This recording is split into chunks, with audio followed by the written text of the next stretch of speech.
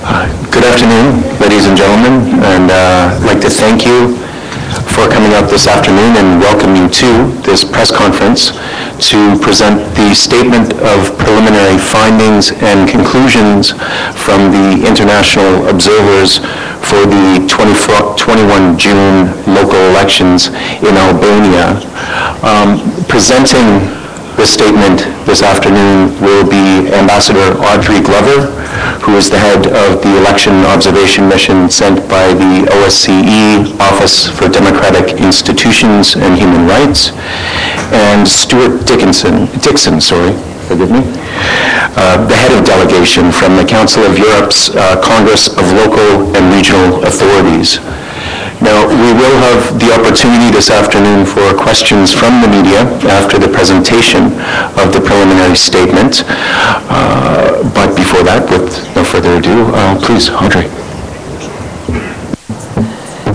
Thank you very much indeed, Tom, and good afternoon, ladies and gentlemen. I too would like to welcome you to this press conference and to thank you for attending. This is the 12th election that the ODIHR has observed in this country. And on this mission, we have the pleasure to be joined by the Congress of Local and Regional Authorities. In these elections, there was a clear choice between a range of candidates, and campaigning in the main was calm. The tone of the campaign was an improvement on previous elections. The legal framework could have provided the basis for a democratic election. However, a lack of political will to implement it effectively by the main political parties and the politicization of the institutions involved with elections in this country continued to undermine the electoral process. The most important component of an election is the voters. After all, the election is for them to elect people to represent them. Voters have to be able to vote freely for a candidate of their choice without pressure of any kind. They should also be sure that their vote will be secure and be properly counted. Candidates must have equal access to the media to explain their policies to the voters. The elections have to be well organized and comply with the law at all times. And in addition, voters and candidates have to be confident that their complaints and appeals, if they use the complaints and appeals system, should be used properly. However, we do not think that all these requirements were met. Let me elaborate. The Central Election Committee is the body responsible for the overall conduct of elections. In general, it has been operating openly, but the politicized nature of discussions was apparent at most sessions and resulted in inconsistent decisions at times. Some deadlines were not respected, some decisions were contrary to the law, and some were not posted on their webpage. We consider that the Central Election Commission could have provided better guidance and oversight at the key stages of the electoral process so as to maintain public confidence in the effective operation of the elections. The commissions of the electoral administration zones were not at times able to work efficiently because they were not provided with the necessary equipment by the CEC. Also, the deadlines for the formation of many voting center commissions by the CEAZs were missed. In relation to the media, we also have concerns. There are a large number of media outlets. However, this does not make for pluralism. There is an affiliation of these outlets with the main political parties as a result of the business interests of their owners. This causes direct interference with the autonomy of the editors and limits pluralism of viewpoints. It has also been acknowledged that campaign footage on the television news is predominantly produced by the political parties themselves. Although this is permitted by the Electoral Code, it amounts to political advertising. In addition, the Media Monitoring Board, through lack of staff, equipment and also methodology, were unable to monitor the tone of the coverage or the large number of broadcasts. Also, the CEC did not implement the legal provisions relating to the media, which aim to provide an equal playing field. Turning now to election day, overall it was assessed positively, but many cases of group voting and procedural irregularities were observed. I would also like to note that groups of parties, activists, loitering around voting centres were observed to be potentially intimidating voters. Altogether, these factors, in our view, together with the allegations and rumours that have been flying around of malpractice throughout the whole of the campaign, despite the calmness of the campaign period overall, have undermined the confidence of the public in the integrity of the system as a whole. The team of the ODIHR will remain on the ground for another 2 weeks to follow the remaining processes very closely. We trust that they will be conducted professionally and transparently so as to build confidence in the process. We also hope that parties act responsibly and continue to engage with citizens in a positive manner to consolidate democratic institutions at all levels. And in conclusion, I would like to say that the ODIHR will be producing its final report in about 2 months' time. That report will include recommendations to assist move the electoral process forward, and the ODIHR, of course, stands ready to assist this country in that regard at any stage. Thank you very much for your attention. Thank you, Audrey. And now, Stuart. Thank you very much, and again, good afternoon, ladies and gentlemen of the press.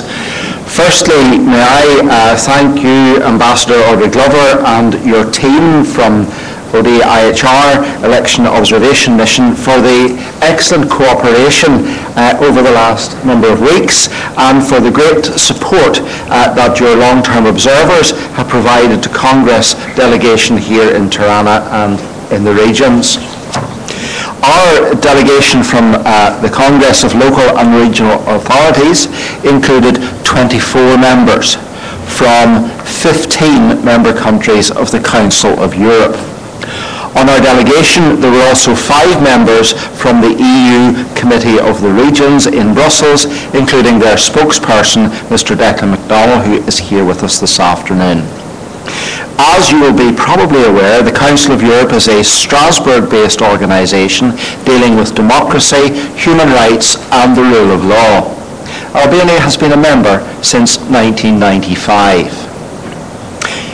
Yesterday, we observed the local elections in some 150 voting centres in different regions of Albania, including here in the capital city, also Durrës, Shkodër, Fier and Elbasan, and many other smaller localities, villages and settlements. At the end of election day, several members of our delegation were also able to follow elements of the counting process in centres in Tirana and other places. I'm not going to repeat what Dame Audrey has already mentioned in her presentation, but I would like to say that we from Congress fully subscribe to the preliminary conclusions, which include many details on the legal framework, the electoral administration and management, the campaign and the media environment. Therefore, I would like to focus on issues which are of particular importance from the perspective of grassroots democracy and local government administration. We think it is appropriate to say that Albania has undertaken important steps over the last few years in the normalisation of the political and electoral processes. The general legal framework of yesterday's local elections is one example. The provisions to encourage female participation in politics and the inclusion of national minorities, Greek and Roma communities, are further positive examples. We recognise these efforts that have been made by Albanian authorities. However, we do believe that much more work needs to be done on the legal framework.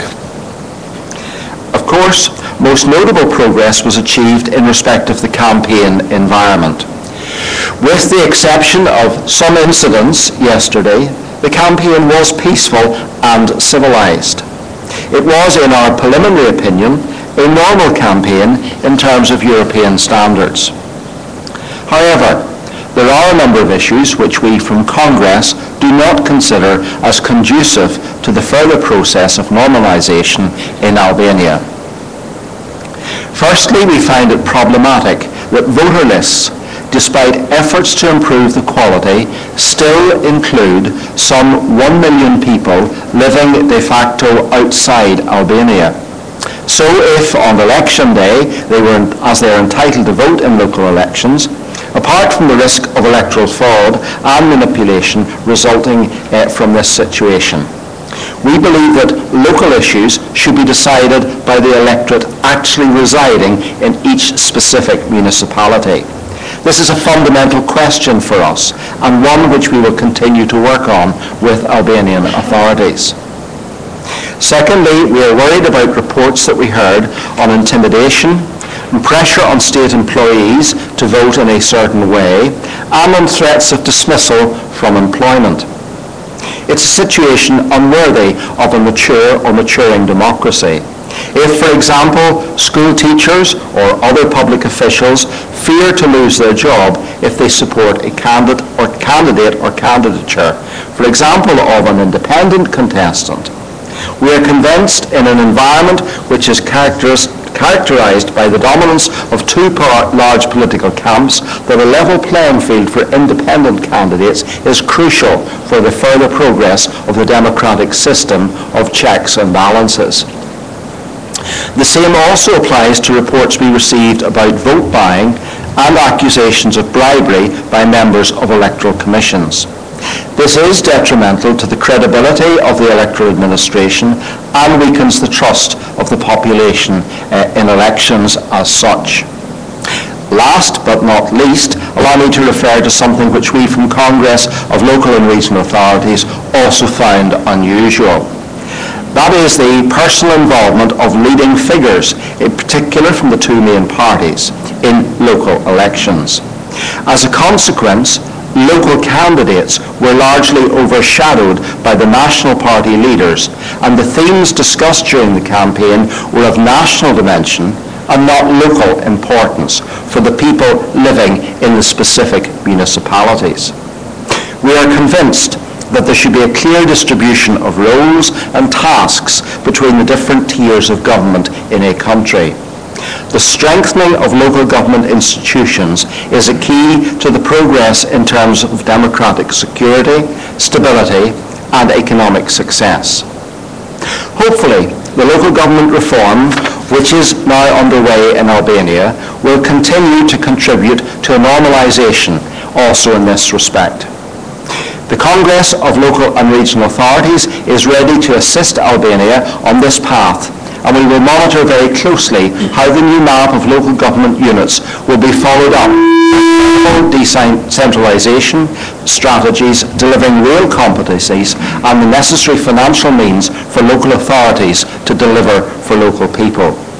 This report, the report from Congress, will be debated in October in Strasbourg.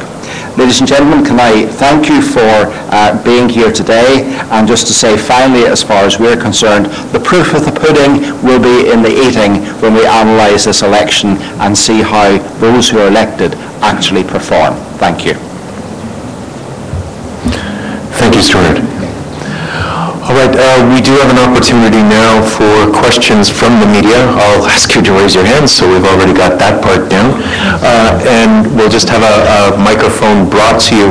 I'd like to ask you, please, Before you ask your question, if you could please give your name as well as the media outlet that you represent.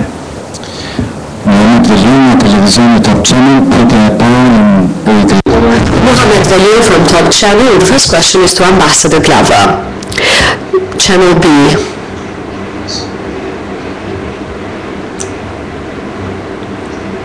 So the first question is to Ambassador Glover. The first question to Ambassador Glover, and this is from Mohamed Valio from Top Channel. Can you hear me?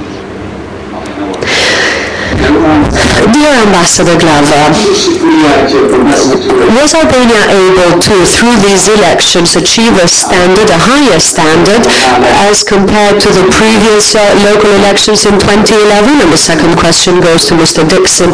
Mr. Dixon, you mentioned vote buying, a problem for which the internationals in Albania have been outspoken. During your observation yesterday, do you actually have any particular proof that this may have happened, or have there been attempts for this mechanism to actually work, the vote buying mechanism? Thank you. Well, thank you very much for your question. As we have said many times in the past, we don't compare one election with another. And so we will be setting out in our preliminary statement, which there will be copies after this meeting, of what we have seen and found so far, but of course it's an ongoing process because our long-term observers and short-term observers are still in the field collecting information for us.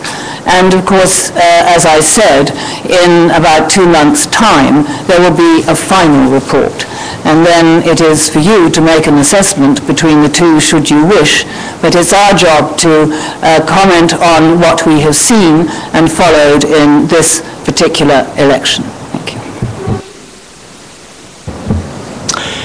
Thank you for your question. In relation to vote buying, the issue was raised with us by both large parties and also by independent candidates that we met prior to the election taking place yesterday.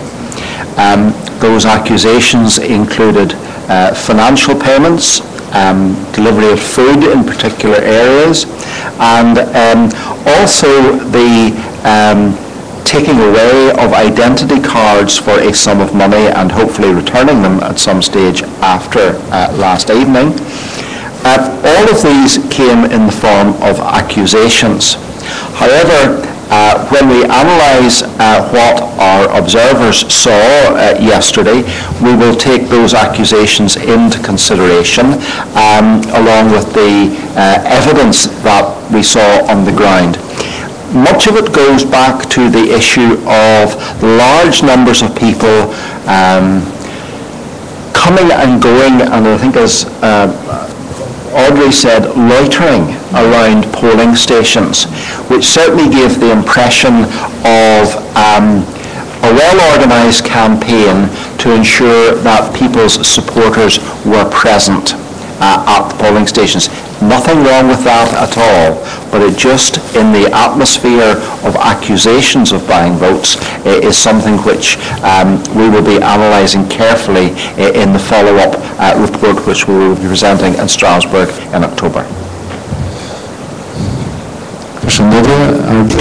Hello, I'm Rita from A1 Report TV.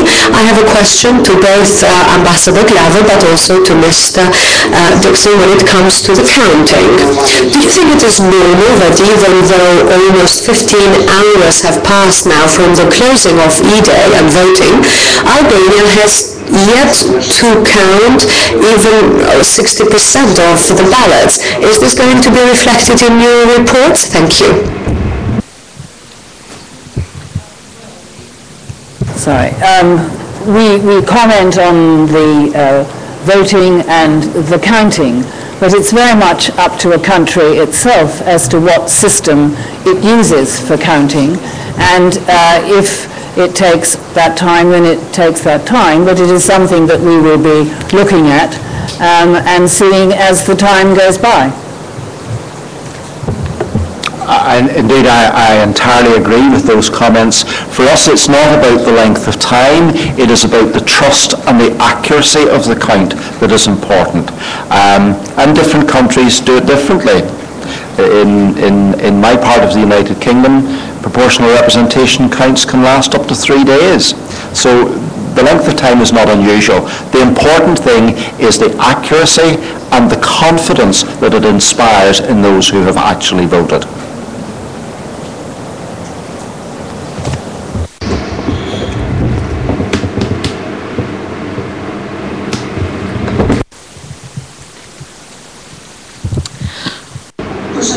Hello, Clementina Sogolari from Ora News TV.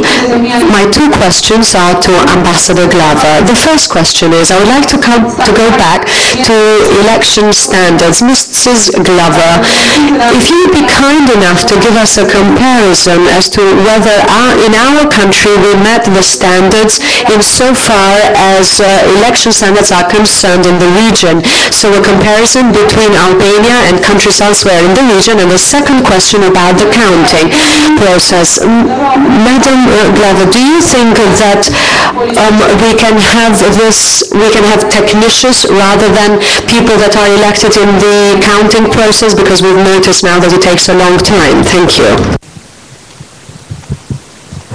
Thank you for that. In relation to your first question, as I have said already, we don't compare one country with another when it comes to elections. Every country is different. Their development and growth is totally different. So it's totally unfair and gives a very unusual picture if you were to try and compare all countries together. What we do, as I have explained already, is to assess the whole electoral process in each country where we are observing against the commitments of the OSCE, other international commitments, and domestic law. And that is the most helpful way, we think, to assist a country in its development towards democracy. So I'm afraid I can't give you any comparison between countries in the region, but I can say that, as I've mentioned already, you will see in our final report a very clear assessment of how we consider that the various commitments of the OSCE in relation to elections have been carried out in this country. And I'm sorry, I'm not too sure that I actually understood your second question very clearly. I know it's about counting, but I'm not too sure what your question was. Would you mind repeating it, please?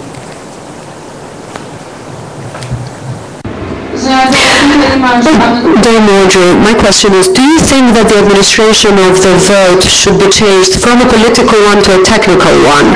In other words, especially when it comes to the counting of ballots, we have to have as little influence and interference of the political parties as possible. For instance, to make it more concrete, this question of mine, ordinary people, as it were, in the counting process, people who are free of political influences, so that there is no chance of any last-minute changes, be it of commissioners or anybody else. This is a matter which in the past couple of days, yesterday and the day before, and even today, has actually been in the focus of the media, because trained individuals by both internationals and nationals have been changed at the last minute by political parties. Perhaps I was a little bit clearer on this occasion? Yes, thank you very much. Well, I think counting is one of the aspects of an election which we will be, and of this election, of course, that we will be following very carefully. And we will certainly see, after we have had information from all our observers around the country about this process, how we assess it. And in the light of what we assess, or how we assess it, we could be making recommendations. But at this stage, I think it's too early to say one way or the other what we might be doing.